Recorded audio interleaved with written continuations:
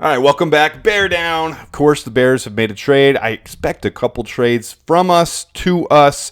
This is one I did not expect. I'll explain my thoughts on the matter. I'm not a huge fan of this trade, but I also don't hate the trade. I think Bears Twitter is a little overexcited about this trade. People get too consumed by just the sack numbers. I'll tell you exactly why the Bears traded for Darrell Taylor. Outside linebacker, edge from Seattle. Obviously, Shane Waldron would be a little bit familiar with him. According to Adam Johns, new Bears pass rusher Darrell Taylor, 2020 second-round pick, number 48, missed all of his rookie season, career-high 9.5 sacks in 2022, career-high 4 forced fumbles in 2022, 22 tackles for loss over 3 seasons, signed one-year deal with Seattle on March 13th, 27 years old. All looks decent on paper. Second-round pick, and, of course, the bottom there, Tom Pelissero, right above where my little head is. Seahawks are sending Darrell Taylor to the Bears for 2025 sixth-round pick. So this is very much screaming Dan Feeney type of situation to me, a one-year rental. Just try to fill a need until we get to next year's draft, which is exactly what this move is. Darrell Taylor, let me move my face here. Burp, burp, burp, burp, burp. All right, so obviously there's a reason they're not giving me a long-term extension. Biggest thing right there below his picture, and you can see the stats on him, 6'4", 255. Some places indicate that he's now 270 pounds, so he's bigger than he was before. I don't know how accurate that is. Either way, 255, 270, not bad for an edge. In Seattle's, they have kind of a hybrid defensive scheme, a 4-3-3-4, three-back type of system. It's a little different, but they have him listed as outside linebacker. He's an edge. Either way you slice it. Started a lot of the time, came in a lot of the time, very rotational. Got a lot of snaps, though. You can see each season, 522, 44, 545. So not, number one defensive end type of snaps. But the big thing that really sticks out as you look right below his picture is the tackling. 20% missed tackles last year, 22 the year before, 33 the year before. But he did have a lot of forced fumbles, especially in 2022. So there is some positive there. He's just a hit-or-miss player. You look at the pressures, and if you look at the sacks, this is one of those players that's kind of like Yannick Ngakoue, where you look at the sacks and it looks really good, but you sacrifice a lot on the run game. So what this means to me, this is clear and obvious. They're trying to fill a gap until next year's draft, until we draft a true number one edge to replace DeMarcus Walker. DeMarcus Walker is absolutely stallion on the run game. He sets the edge really well. Darrell Taylor, obviously, same situation as others, where he just goes for the stats. He's one type of player. He's just a pass rusher, and that's it. And that's all you're getting out of him. So DeMarcus Walker, really good on first and second down. When you need that third down pass rush, when you need the sacks, you're going to put Darrell Taylor in there.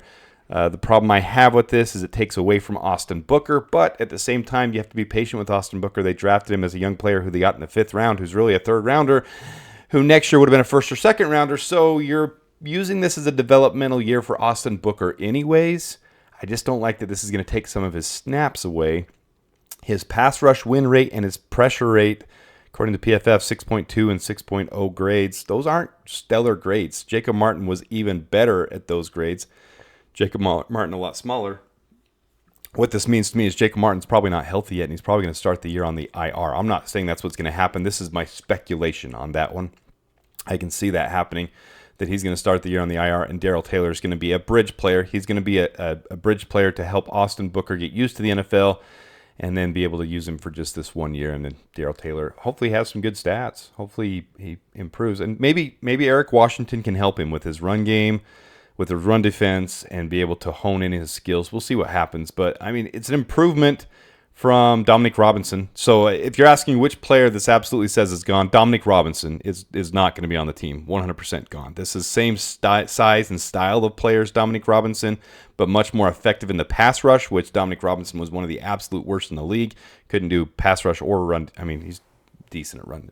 No, he's not. Anyways, Dominic Robinson is going to be gone. This leaves questions for me with Daniel Hardy. Is Daniel Hardy going to make the practice squad, or is someone else going to poach him? Because this is going to take Daniel Hardy's spot. You've got Montez Sweat. You've got DeMarcus Walker. Now you've got Darrell Taylor coming in on 3rd down sets.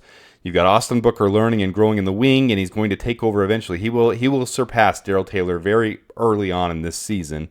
He just has to get those reps. And that's what they talked about. Why did you play Austin Booker so much in this last game, and had reps. He needs to get his reps. Same with Velus Jones. Why'd you play him so much if you know what you're going to do with him at reps? He's brand new to running back position. Needs the reps. So that's what's important with these guys, is getting the reps at this point. So Darrell Taylor is a bridge player. I don't mind giving up a 6th rounder. A 6th rounder is a prospect that doesn't necessarily always hit anyways. Look at the guys who are getting cut from our roster. Those are 6th round picks from a couple years ago. Not very many hit. Really, your hits are the 1st, 2nd, and 3rd round guys. 4th round at certain position in developmental, 4th, 5th round guys. So I don't hate it. I'm not over the moon crazy ecstatic about this like Bears Twitter is going right now. This is, to me, is just a bridge player, a gap. I really hoped it wouldn't be a fill-in player that we win after. I wished it was kind of a trade DeMarcus Walker and get a number 1 true edge. But next year, they know what's going on. The Bears know what's going on. They know next year's pass rush class, the defensive tackles and defensive ends, are top tier, elite. This is a great class for it in 2025. So we can snag a defensive tackle and defensive end in the first 2 rounds of next year and still have another 2nd rounder to be able to fill other needs, offensive line, center, whatever we end up doing with that. We have 3 picks in the first 2 rounds, 3 in the first, or 4 in the first 2 days. Those are the premium picks. So giving up a 6th rounder, I don't hate it. I don't hate it at all.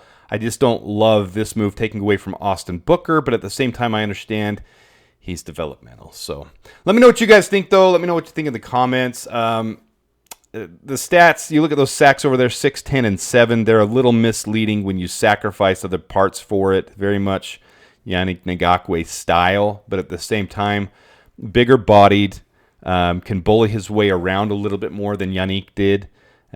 So this should put to rest any of the people that were still thinking we're going to go out and get Yannick Ngakoue still. That's definitely not happening. That wasn't going to happen 3 months ago, 4 months ago, but some people still hung on to that. But that's definitely dead in the water now. That's toast.